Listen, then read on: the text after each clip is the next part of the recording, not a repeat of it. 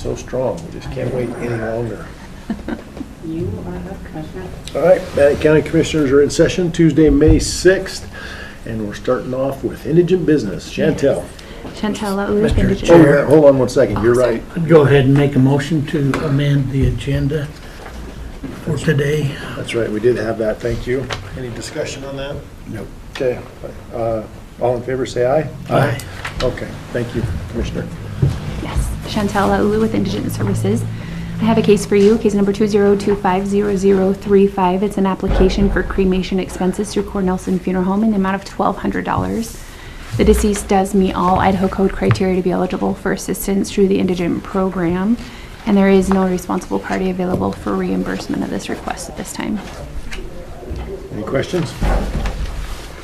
No, I'll make the motion that we go ahead and approve case 20250035. All right, we have a motion, all in favor, say aye. Aye. Aye. Thank you, Chantel. Todd.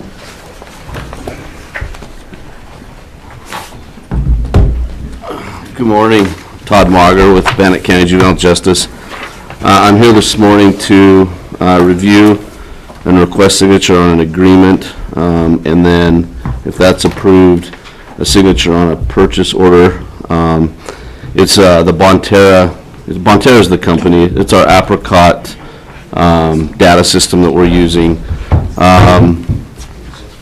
Just real quickly, I'm requesting a purchase of 3 years. I talked to Bonterra. We were notified in December that we had until the end of the year, our state fiscal year, to spend out the carryover funds from our state fiscal year 24 limited longevity grant through the Idaho Department of Juvenile Corrections. Those funds were going to be used for purchase of the data system, screening tools, and our memberships to the NAC, the National Assessment Center Association. So what we've done is we've gone through. We've got our screening tools purchased for 3 years. We've got our NAC membership done for 3 years, and then with this contract, it's for 3 years. It's the same package we've had for the last 2 years. However, we are adding 10 users with the AmeriCorps members doing a lot of the work. We didn't have enough logins for them, so that did add 10 years. In looking at purchasing it for 3 years, Apricot has a standard 5% increase each year. By purchasing it for 3 years, they waived the first year's 5% increase, which would save us about $4,500 over the next 3 years.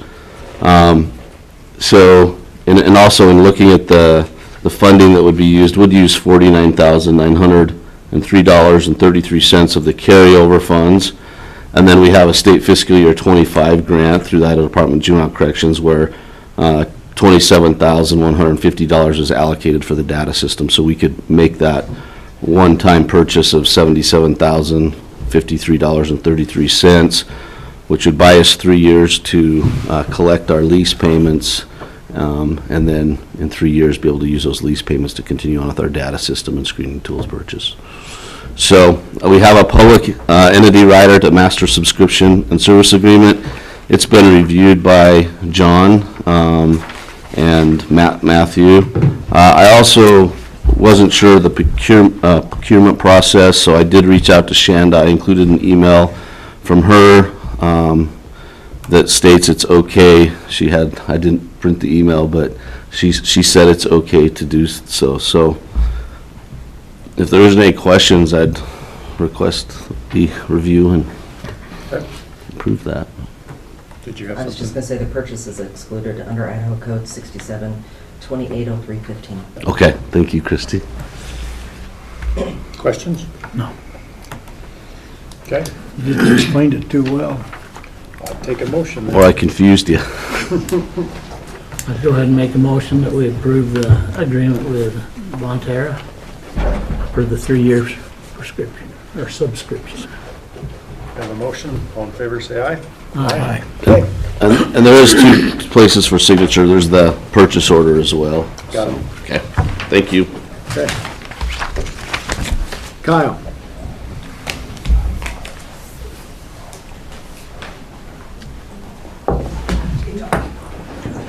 Morning.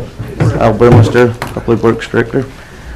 What I got before you today is an adoption of a revised map for our road maintenance, road miles.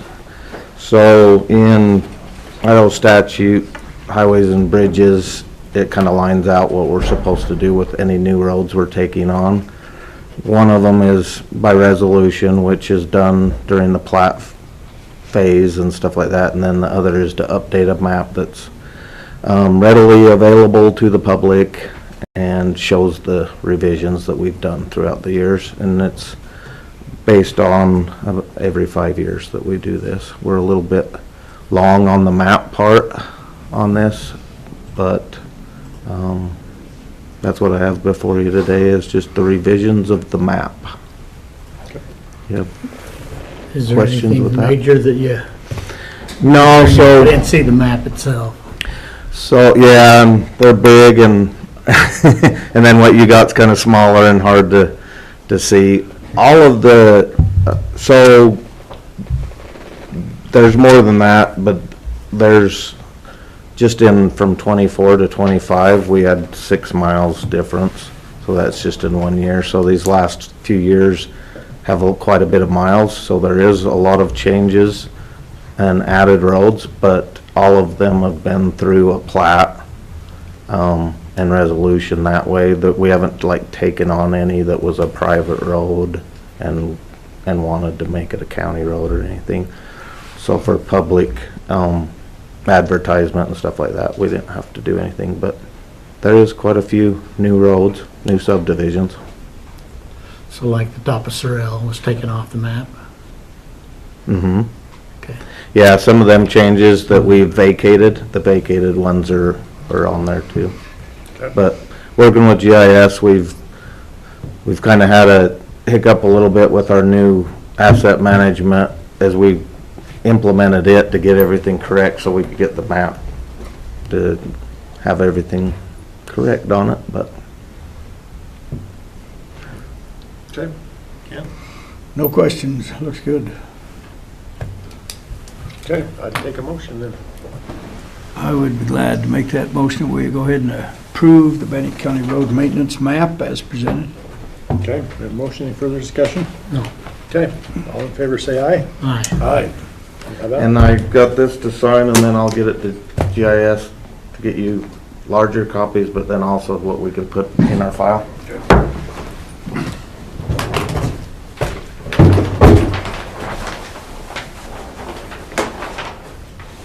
Jeff, you know, Sharpie? Yeah, let's do that. This has got a spot for all of you. I don't know if you all want to sign. Come sign. Sorry. Should say something about it, Mark. Sign Jim Shorts. There he goes. That's my name.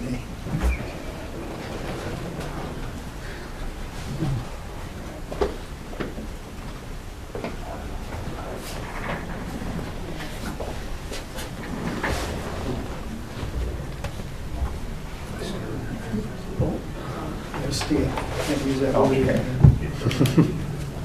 Probably doesn't work, but thanks.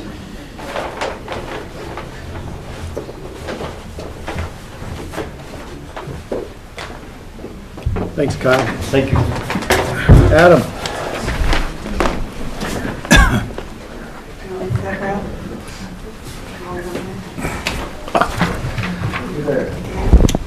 Good morning, gentlemen. I brought Heather Studley, GIS Director, with me, and I am Adam McKinney, Chief Technical Officer, today under the guise of 911 Emergency Communications. I did not see the memorandum that I brought before you in the packet. Do you guys have a copy of it? It wasn't in the packet that I got from Christy, so okay, you've got it. I just want to make sure. Basically, I'm seeking a signature on this. This is something that we're already doing. This is formalizing the agreement between us and the Idaho Public Safety Communications Commission to continue providing GIS data relative to NextGen 911. An update on NextGen 911. As a state, the IPSCC has selected a vendor, and they are planning to move forward paying for Next Gen 911 core services for all counties, including Ada, who has now joined the IPSCC as well. They did it. So they did, and we are a major part of that because some of our influence, Bonneville County also joined as well. Anyway, this memorandum of agreement basically formalizes the data sharing for GIS data. We've already been doing it for a while. We're one of the first counties to start providing this data. But part of this memorandum was if you guys want to have Next Gen core services provided by IPSCC, we have to have this because contiguous data is what this whole system runs on. So if we don't have every county that's participating, every PSAP that's participating, giving the data in, we can't make a Next Gen core services work. I did submit this for legal review. I don't know. I had put a date on it of last Friday to see if it could get finished by then. I don't think I got a reply on it. I don't know if you've been able to look at it. Again, it really formalizes what we've really already been doing. I wanted to make sure that you had seen it. I don't think I've seen it. I could take a look at it. Is it in the agenda packet? It wasn't in the one that I got from Christie's email, but the commissions have it. Okay. Commissioners have it, so they should have it. Do you want to look at this here? Yeah. So, yeah, we've made a lot of progress on Next Gen. The IPSCC meeting on Thursday will formalize. They've already made the announcement of the vendor that they've chosen, which is our favorite vendor. So are we still 2-3 years out on that rollout? Absolutely not. This should start within the next couple of months. Really? Yeah, the way that we're going about this is basically all the PSAPs got together, all the counties that were interested in participating in this, and instead of running it through IPSCC as regular business, we're presenting it as a combined grant, the same way that they've done the iron connections, for example. So Lewis County is going to carry the grant for all participating PSAPs. That way it's not subject to the IPSCC's voting authority. As you know, there are voices on the IPSCC that sometimes like to hold up process on this. This is going through the grant subcommittee and the grant process rather. So this is going to get done. I think you'll start to see rollout on this starting to occur in the fall. So, yeah, and I would anticipate we're one of the very first counties that's going to come on as a 5-county host. We should actually be able to get the other 2 counties left in the Digby as part of this process. And I think by this time next year, we'll have Next Gen core services. We'll be able to turn off the camel lines. So we've been working on this for a couple years. So Okay, what's the financial obligation for the county? Zero obligation. This is basically just to ensure that if we are going to participate and receive core services, that we were willing to provide GIS data, because without the GIS data, core services doesn't work. There has to be no overlaps. We've been working with the state's GIS team, providing this data already. Basically, if you have a county, if you have a call that's routed to a PSAP in Bannock County, and the call actually takes place in Power County, we need to be able to see that. And if Power County's not sharing their data, or we're not sharing that data, we won't see that, and that makes the transfer issues. So this basically, it just formalizes that any county that wants core services provided to them will open up their GIS data, which is already fairly public. So I've reviewed the entire contract. It's very short. I don't see anything in it that causes me concern. Okay, thank you. Okay, any further questions for Adam? Any questions for Heather? None. Okay, I'd go ahead and make a motion that we agree or sign the agreement, or have the chair sign the agreement with the Idaho Safety Communications Commission for the 911 system. okay, we have a motion. All in favor, say aye. Aye. Okay, thank you very much. I will look forward to seeing that rollout. That's Yeah, exciting. We're excited about Yeah, this. we're This is gonna very be excited. really nice. Yeah. Informal question, how many copies of this did you guys want? What's that? This is the map you guys just signed. I would like one. I get a lot of questions on Yeah. roads. Why don't you get 3 of them then? Okay, Okay. can do. Thank you. Annie?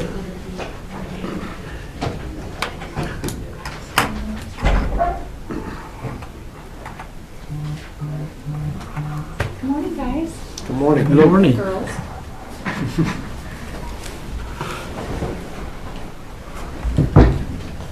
Good morning, gentlemen. Good morning. Good morning. Danny Hughes, zoning planner. Jensen, Planning Director. And then Bishop's. Richard Zimak, Act Manager for IMC. John Wilkes, General Manager for Writing Materials.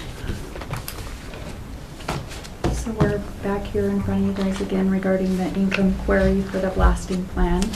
You should have received in your packet the information that was requested at our last meeting. Yep, Go ahead. we did. In fact, we went out yesterday and looked at the facility and stuff. Well, I was impressed with the setup and it looked like it'd be a positive thing, so I have no questions, no concerns. I guess I have one question. So if they want to continue to blast, do they have to go through this every time according to our ordinance to blast?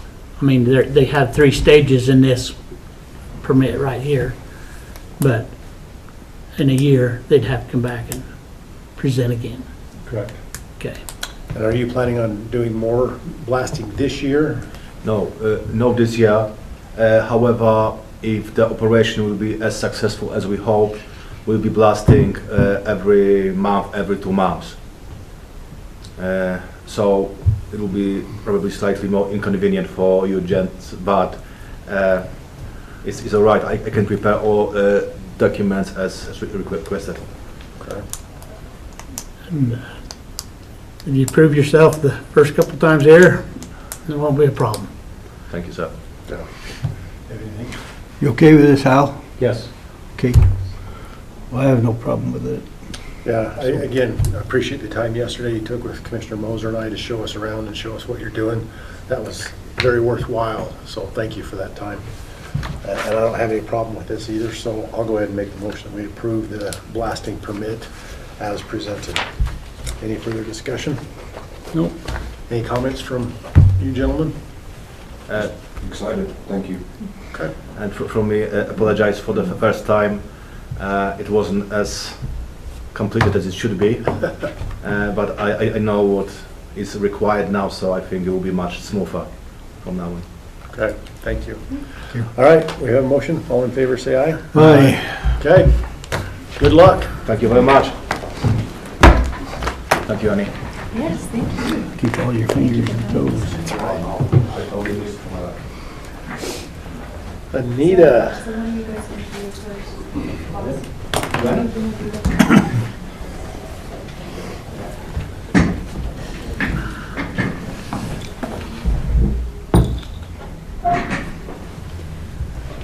Anita Hymas, Bannock County Assessor. We're here to talk about some nonprofits that we have have questions on for you to look at, that we have some, whether they should be approved or not. So I'm going to turn the time over to Randy. Randy Hobson, Chief Deputy Assessor. Have you had a chance to look over these at all? Or? Okay. So basically, these are the property tax exemption forms. We have roughly 100 or so or more. There's a stack or a file full of ones that we've done in the past. There's no question on those. There's a whole file on LDS church ones that seem to meet the criteria we've done in the past as well. And then there's a file in there just regarding looking for your approval. Either they're new or, there's question as to whether or not, there's just question as to whether or not you'll approve them, I guess. So I don't know how you want to go through these. Thoughts on how you want to do it, gentlemen? I would like those files to come to our office and look, and I can look at the hard copy. Okay. Okay, they weren't in your packet? They are, but not a hard copy. Okay. And I just, in the past, we've kind of just each looked at them at our desk and reviewed them a little bit if we have questions. I mean, I go through the packet here and Just page upon page. I'm just not just a guy that likes his computer. I like a hard copy. And I'm with you, because I do too. As I'm going through there and Okay. I just like to be able to turn it back and forth and look at it and how did I compare this one to that one, and that's where I'm at. I mean, and all you have to do is drop them by our office and we can have them back to you in a couple of days, but You want them all or just the ones we're questioning? the ones you're questioning is fine. Okay. Okay. That's what I feel. And I know that Jonathan he and I have visited about them and he's reviewed them as well. Correct. That I do. I have reviewed them. I have some comments on what I've reviewed already. I'll send those to the commissioners separately, so it's not in one joint email. I have questions on every single one of these, except for, say, one of them. In regards to the Port Enough Health Trust, I've received a packet of information from them. We're going to review that. They didn't want that to be public. And then I'll talk to you guys and talk to them about whether that needs to be included in a public packet. Okay. So there will be more to review from Port Enough Health Trust. Just be aware of that. Outside of the health trust ones, what issues are you seeing with the ones that you're having questions on? We have a couple new ones that we definitely have questions on. One is FMC Park. One is one in Income, Solomon's Retreat. There's a few new ones in there, and then the rest pretty much are like the hospital. Is there? Yeah, there's And there's a church one that a church that owns some property. and Jonathan and I have That's new. discussed that too. Yeah. And that, plain and simple, comes down to what they're using them for. Correct. I mean, It's the nature of the entity that owns the property and also what the use of the property is. One of the things that I saw, and I'll just put you on notice, is the statute only allows a charitable organization to apply for the exemption. The property has to be owned by a charitable organization. Some of these are owned by private for-profit organizations, LLCs that lease buildings and things like that, then lease them to a charitable organization. In my opinion, at this point, that's not going to qualify. we've never qualified them, Okay. so. Yeah. Well, I agree with Commissioner Moser. If we could have the packets and flip through some of the hard pages, that's a good thing, because even though I'm a digital guy, sometimes it is kind of nice to flip through pages once in a while, so. You have any thoughts? I had some of the same thoughts, like say if it's privately owned, like the one in Income, I don't know how that qualifies as charitable. Even though it's wonderful and great, I don't know how that qualifies. The other one I wasn't quite, I guess I didn't know about the so-called pharmacy out in the Harkness Hotel. We discussed that one before. That one comes up every year. Yeah, That was new last year. was it last year? Okay, And, so, ISU. The question there is whether the portion of the property operated by ISU is solely for educational purposes. Has to be exclusively education. That's a determination the commission's going to have to make. and by whom? I mean, do they have a class there, or? I think it's just an operating pharmacy. Operating pharmacy, I believe that they train pharmaceutical students there From? from ISU, from Idaho State University. Well, it seems funny to you would travel clear out there to train in a little small cubicle. There's one in Chubbuck as well. Is there? Yeah, you just Yes, opened that it up. ISU's running. I think it's just part of their rounds. Is it more convenient for the students out there versus somewhere? That was the only question I'd ask. I didn't know that would even surface, so I wouldn't be surprised if they get more money by being in rural. maybe part of a grant or something, yeah, it could be, but, yeah. Let's say, I agree, the litmus test is yours first. If anything you feel squeamish about, percolate it to the top, and then we can look at them, but if it's just a standard over and over and over again, I don't think we need to, I don't need those kind of copies to look at, but it's probably always good to look at that, so. So we'll just get you the ones that we question. Yep. Okay. Sound good? You guys are the experts there, so. And I will put a little bug in your ear that we are trying to get assessment notices to the printer, so, and values. So get after it's what you're saying. Thank you. Very, very kind of Well, you. Thank you. I appreciate your support in doing this. I mean, that hasn't been there for a while. I left, and glad to have you back. Thank you. Good to be back. Okay, so we'll Okay. move on to the tax cancellations. Any questions on the tax cancellation requests? Anything you want to talk about? Well, that's good to me. Okay. take a motion on With it. that motion, I'll go ahead and approve the list of tax cancellations as presented for us. We have a motion. All in favor, say aye. Aye.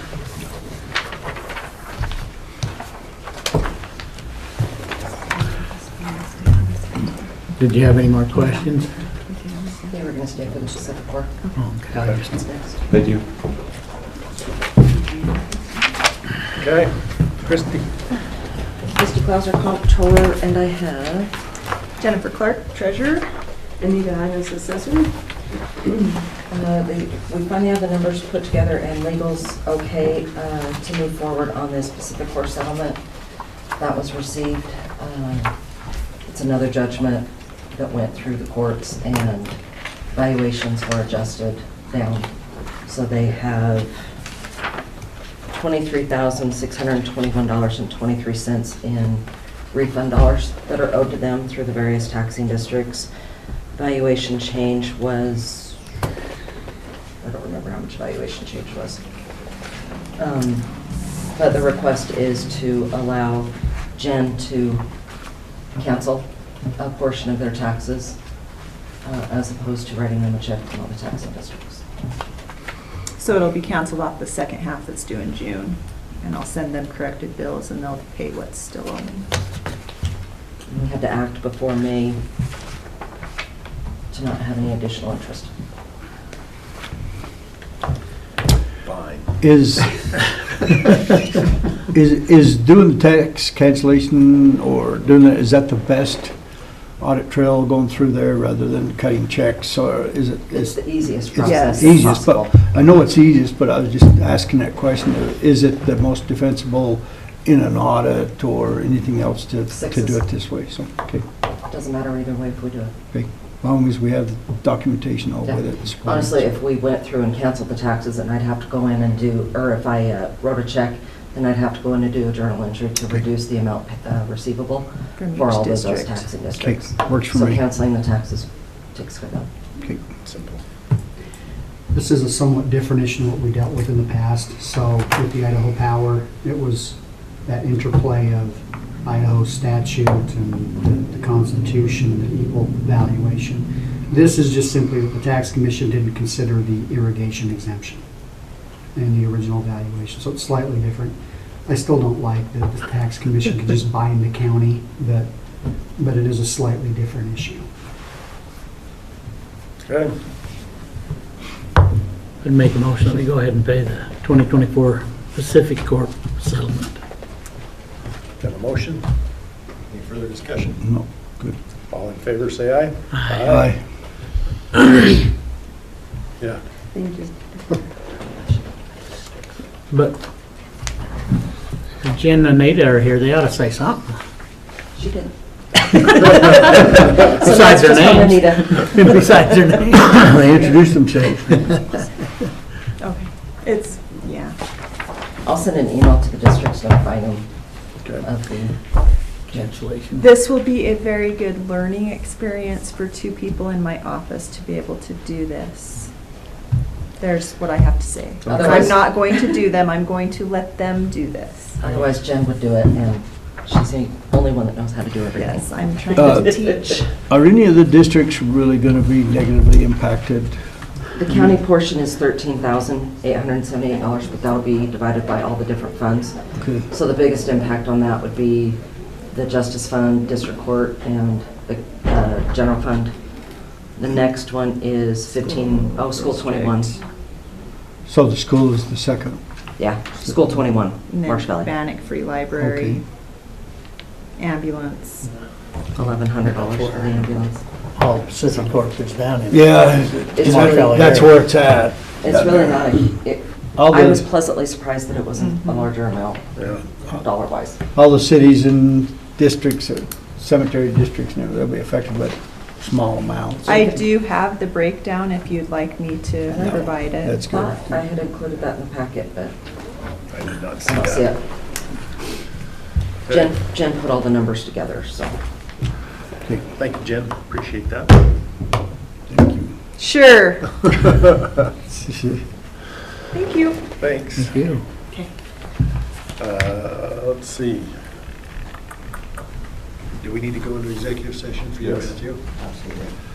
Does Kristen need to stay for that, or can she go?